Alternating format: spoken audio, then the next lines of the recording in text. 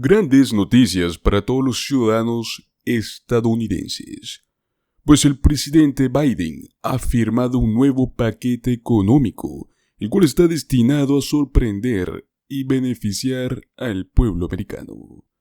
Este emocionante desarrollo promete traer consigo una serie de beneficios y oportunidades para todos los ciudadanos. Recordemos que ya venimos desde hace meses hablando de este tema, que tenían que aprobar los proyectos de ley para que de este modo no lleguemos nuevamente a la crisis del techo de la deuda.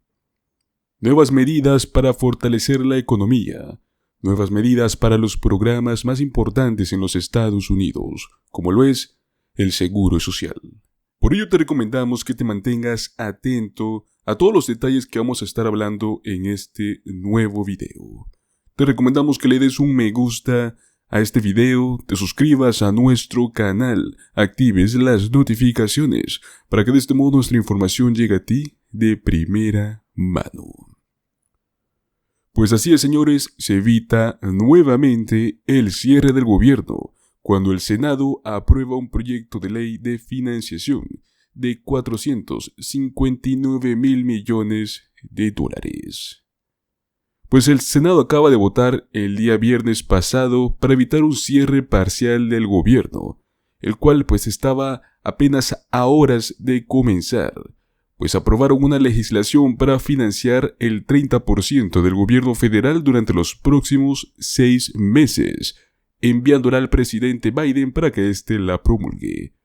La legislación, que fue aprobada por 75 votos contra 22, dedicada con $459 mil millones para los departamentos de Agricultura, Comercio, Energía, Vivienda y Desarrollo Urbano, y muchos otros más como la Agencia de Protección Ambiental y de Alimentos y Bebidas, Administración de Medicamentos, para el Seguro Social, el resto. Todo esto va a estar finalizando el próximo 30 de septiembre.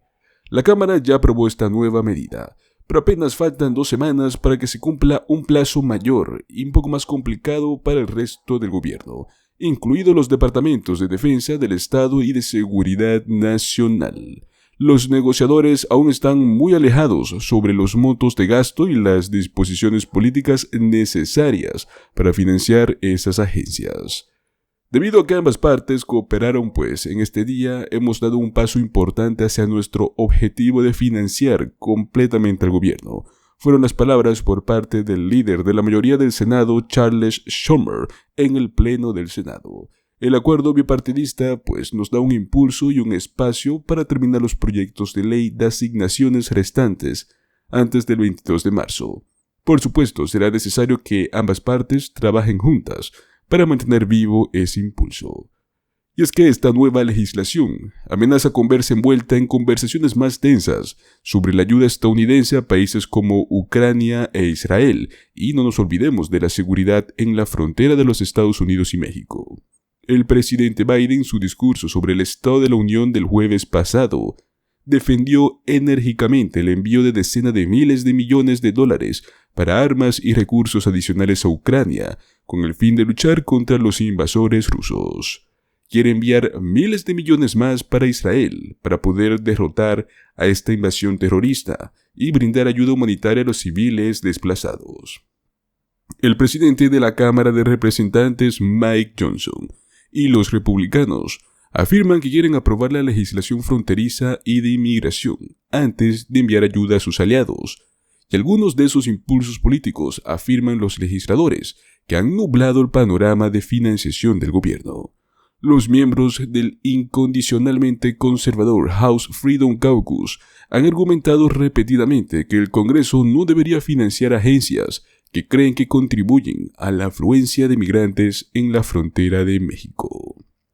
Las tácticas dilatorias de último minuto de los republicanos de la línea dura del Senado llevaron brevemente a los legisladores a preocuparse de que el gobierno pudiera caer en un breve cierre parcial, a pesar de que el proyecto de ley de financiación contaba con un amplio apoyo bipartidista.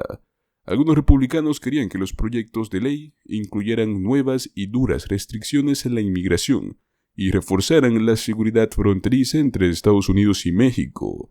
Otro quería, pues, una enmienda para excluir a los inmigrantes indocumentados del reparto de votos electorales y de miembros de la Cámara. Otro más intentó eliminar las asignaciones asignadas del proyecto de ley de financiación.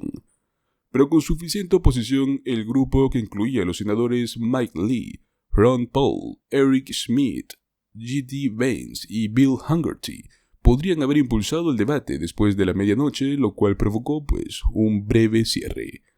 Los líderes de asignaciones del Partido Republicano suplicaron al grupo que abandonaran su protesta. «Insto a mis colegas que dejen de jugar con fuego aquí», dijo en pleno del Senado la senadora Susan Collins, republicana por Maine, vicepresidenta del Comité de Asignaciones. «Sería irresponsable de nuestra parte no aprobar estos proyectos de ley y no hacer las tareas fundamentales que tenemos de financiar al gobierno». Sin embargo, la fecha límite del Congreso del 22 de marzo ya está ensombreciendo la votación del viernes. Es muy posible que los legisladores tengan que apostar por el proyecto de ley del Departamento de Seguridad Nacional y aprobar una medida de financiación temporal para la agencia, porque las delicadas negociaciones han avanzado muy lentamente, según 3 fuentes familiarizadas con estas conversaciones, las cuales hablaron bajo condición de anonimato para hablar sobre temas más privados. El representante Henry Cuellar, de Texas, el principal negociador demócrata sobre la medida en la Cámara, afirmó al Washington Post el jueves pasado que los legisladores esperaban un no para poder tener que retirar el proyecto de ley del paquete de financiación más amplio. Y es que esto es uno de los más difíciles casi siempre, fue lo que afirmó el viernes el senador Chris Murphy, el principal negociador demócrata de seguridad nacional en el Senado. Un cierre parcial de las agencias restantes sin duda alguna sería bastante perturbador. Si los fondos para el 70% del gobierno caducan, los miembros del servicio militar, la patrulla fronteriza y los agentes de seguridad aeroportuaria quedarían temporalmente sin recibir pagos. Los empleados del Servicio de Impuestos Internos, el IRS, serían despedidos en el periodo más ocupado de la temporada de impuestos y se dejarían de lado importantes recursos económicos para las pequeñas empresas. Se suponía que este ciclo de financiación gubernamental sería un poco menos complicado luego de un par de acuerdos bipartidistas. Recordemos que la primavera pasada Biden y en aquel entonces el presidente Kevin McCarthy acordaron suspender el techo de la deuda de la nación, a cambio de limitar el gasto federal para este año 2024. Algunos republicanos de la Cámara detestaron este acuerdo, los cuales esperaban que generara recortes de gastos más profundos. Los desacuerdos sobre el gasto finalmente llevaron a un grupo de rebeldes a expulsar a McCarthy de la presidencia en octubre del año 2023. Pero después de que McCarthy fue despedido, su reemplazo, Johnson, mantuvo el acuerdo y en enero de este año 2024 llegó a otro acuerdo con Schumer sobre un monto de gasto discrecional de primera línea para el año, $1,7 billones. La factura del viernes cubre, pues, una parte de esa cantidad. Los costosos programas de red de seguridad social, como es el Seguro Social y el Medicare, no están incluidos en ese total, porque no están sujetos a la aprobación anual del Congreso. Algunos republicanos estaban sin duda alguna descontentos con ese total de $1,7 billones y esperaban incluir disposiciones políticas en la legislación, más que todo como un consuelo para no recordar más el gasto. Esas adjuntas, llamadas así porque los políticos acompañan esta legislación que a menudo no está relacionada, incluían límites sobre los artículos que algunos beneficiarios de cupones de alimentos podían comprar, medidas enérgicas contra la disponibilidad de medicamentos y una prohibición de regulaciones sobre temas como los cigarrillos y otros temas más controversiales. Pues bueno, los republicanos lograron algunos recortes en el proyecto de ley, el cual Johnson ha calificado como victorias. La legislación recorta el presupuesto de la IPA en casi un 10%. Hablamos casi de $1,000 millones, incluido una disminución masiva de fondos para el programa de gestión de sitios contaminados de la agencia, llamado Superfund. Los demócratas afirman que pueden soportar esos recortes porque el Superfund también está recibiendo nuevos y amplios ingresos de los impuestos recientemente restaurados a las corporaciones contaminadoras. Pues bueno, teniendo en cuenta ese dinero, el presupuesto prácticamente caería solo un 4%.